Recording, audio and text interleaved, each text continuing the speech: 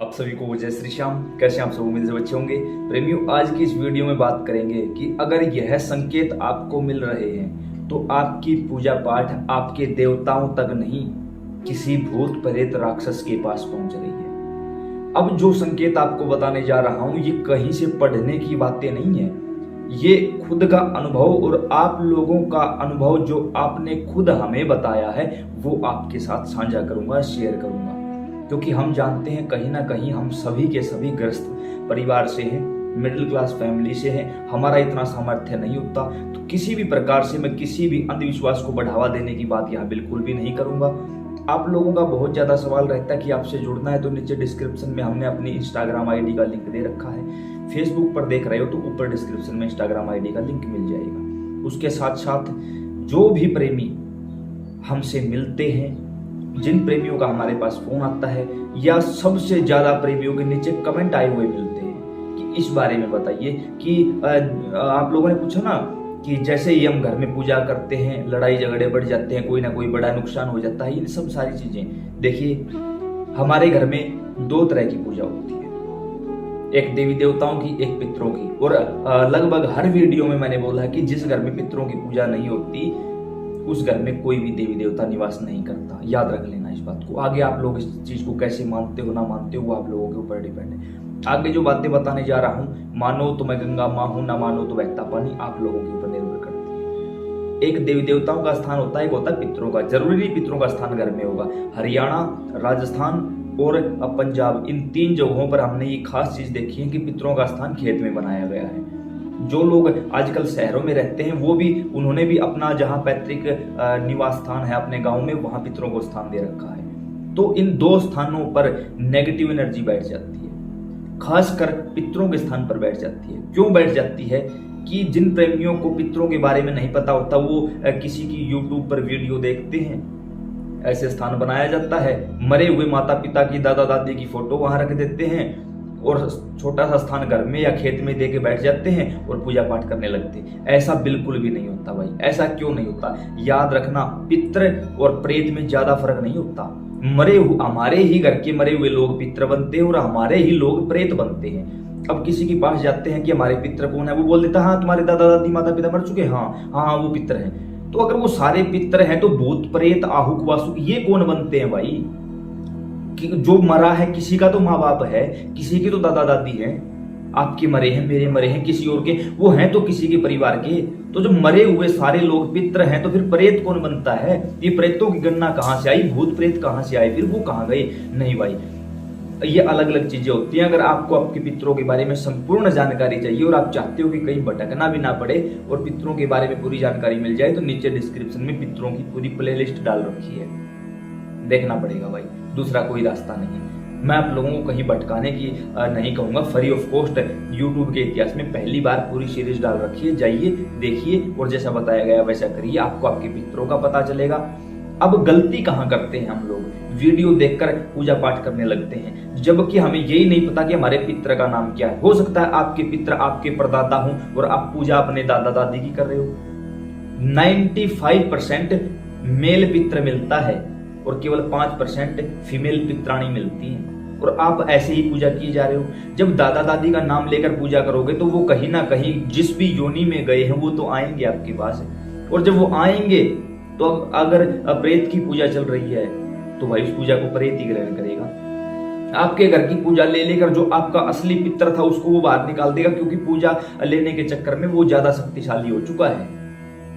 लेकिन हमें इस चीज की तरफ ध्यान नहीं है। फिर बोलेंगे गुरुजी, पंडित जी, भाई साहब पितरों की पूजा करते हैं, बस सर्वनाश, आप पितरों की पूजा नहीं करते भाई, आप किसी गलत चीज की पूजा कर रहे हो। उसी प्रकार हम अपने घर के अंदर भी, अपने घर के मंदिर में 20,000 मूर्तियां रखी हुई हैं, 20 तरह की देवी देवताओं की मूर्ति रखी हुई है, जबकि आपको ये नहीं पता आपके इष्ट कौन है, आपके कुल देवी कुल देवता कौन है। आप किसी की भी पूजा किए जा रहे हो। मान के चलो आपके कुल देवता है बाबा श्याम, कुल देवी है माता शीतला, और मैं कहूं कि आप मेरे कहने से भगवान शिव की पूजा करो, मेरे कहने से माता काली की पूजा करो। आपने अपने घर की शक्तियों को तो छोड़ दिया और अपने घर के ही मंदिर में किसी बाहरी शक्ति को बैठा लिया। याद रहे, कुल देवी कुल देवता और पितर ये 3 घर की शक्तियां हैं, बाकी सभी बाहर की शक्तियां होती हैं। अब कुलदेवी माता शीतला है, पूजा आप माता काली की कर रहे हो, तो ये तो कोई तुक वाली बात नहीं। इससे तो घर की जो शक्तियां वो नाराज हो जाएंगी। ठीक उसी प्रकार आप अपने माता पिता को तो पूजते हो नहीं और पड़ोसी के माँ बाप की जाके सेवा करते हो, तो आपके माता पिता नाराज हो जाएंगे। भाई ये गलत चीज है और इसी के कारण वो सारी चीजें जो गलत शक्ति है वो ग्रहण करने लग जाती है और आपके यहाँ विनाश होना शुरू हो जाता है। कौन कौन से ऐसे लक्षण हैं जिनसे हम पता कर सकते हैं खुद से अपने घर पर? सबसे पहले आप अगर अपने घर में तुलसी लगाओगे, तुलसी नहीं लगेगी, बार बार जल जाएगी, बार बार जल जाएगी, समझ जाना नेगेटिविटी का प्रवेश हो चुका है। आपकी शक्तियां जो असली वास्तविक अच्छी और सच्ची शक्तियां थी वो कहीं ना कहीं कमजोर हैं यहाँ पर। उसके साथ साथ रात को सौपन के माध्यम से शमशान दिखाई देना, चिताएं जलती हुई दिखाई देना, आपके घर में किसी का सर नहीं है, किसी का पाँव नहीं है, ऐसी कुछ चीजें दिखाई देना, तो ये संकेत है कि आपके घर में चौकी छोड़ दी गई है, तांत्रिक क्रिया आपके घर में कर दी गई है। और जिस घर में तांत्रिक क्रिया हो जाती है ना, तो वहां से फिर देवी देवताओं के पास कुछ नहीं पहुंचता, वो सारी चीजें उन चीजों के पास पहुंचनी शुरू हो जाती है। मजबूत तो वो पहले से ही थी क्योंकि वो आपके घर में छोड़ी गई थी। आपके घर में वो तभी आई जब आपके देवता कमजोर थे, तो आपके देवी देवता तो पहले से ही कमजोर थे। आपने पूजा और भोग निकाला तो देवताओं के नाम से, पहुंचा उनके पास, वो और मजबूत हो गए। अब भटकते फिरो भाई चौकियों पे, ठीक है ना, गलती हमारी। उसके साथ साथ आपका किसी भी काम में मन ना लगना। मन तो करेगा कि हाँ समय हो चुका, पूजा कर ले, लेकिन नहीं, कहीं ना कहीं से हट जाओगे या उस समय कोई ऐसा काम निकल आएगा कि आप वहां से हट जाओगे।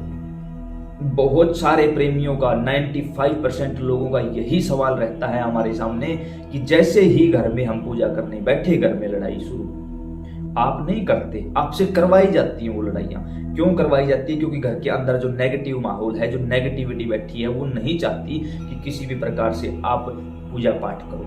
हम बार बार आप लोगों से प्रार्थना करते हैं कि घर में कोई एक ऐसा सदस्य होना चाहिए कि हर रोज घर में हनुमान चालीसा का पाठ होना चाहिए। भूत पिशाच निकट नहीं आवे, महावीर जब नाम सुनावे। जब आप हनुमान चालीसा का पाठ करते हो ना, कांप जाता है सब कुछ।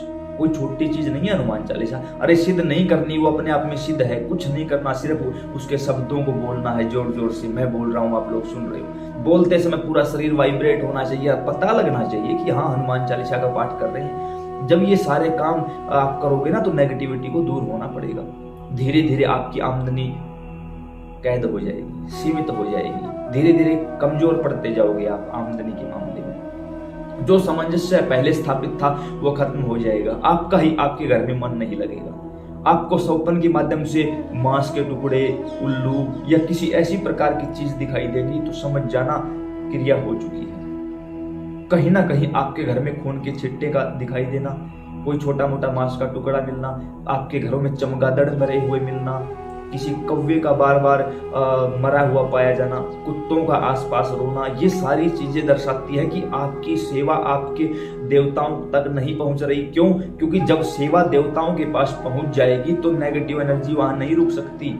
और ये जो सारे संकेत हैं, ये नेगेटिविटी के प्रतीक हैं। कहीं नहीं जाना पड़ेगा, किसी से नहीं पूछना पड़ेगा। अगर ये सारी चीजें आपके साथ घटित हो रही हैं, तो कहीं ना कहीं आप उन चीजों के शिकार हो चुके हो। अब इन सब से बचना कैसे है? इन सब से बचने का एकमात्र उपाय है, किसी जानकार से पता करिए कि आपके पितर कौन है।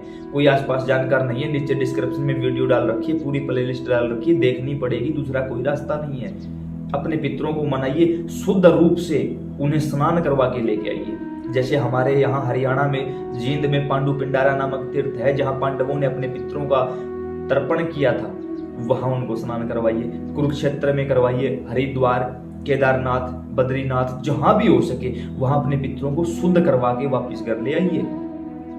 अपने देवी देवताओं से प्रार्थना करिए, नियमित रूप से पूजा पाठ शुरू कर दीजिए। घर में धूप की फेरी देना शुरू कर दीजिए, हाथ से बनाई हुई धूप की फेरी देना शुरू कर दीजिए। हाँ, इसमें समय तो लगेगा, लेकिन सारी चीजें दूर हो जाएंगी। और अगर कोई आपके आसपास ऐसा व्यक्ति है जो गद्दी लगाता है पूजा पाठ करके, उसने अच्छी शक्तियों को सिद्ध कर रखा है, उसके पास चले जाइए, वो आपका जल्दी समाधान कर देगा। तो उम्मीद करते हैं ये सारी जानकारी समझ और पसंद आई होगी। अन्य प्रेमियों के पास शेयर करिए ताकि उन्हें भी ये सारी जानकारी मिल सके। जय श्री श्याम।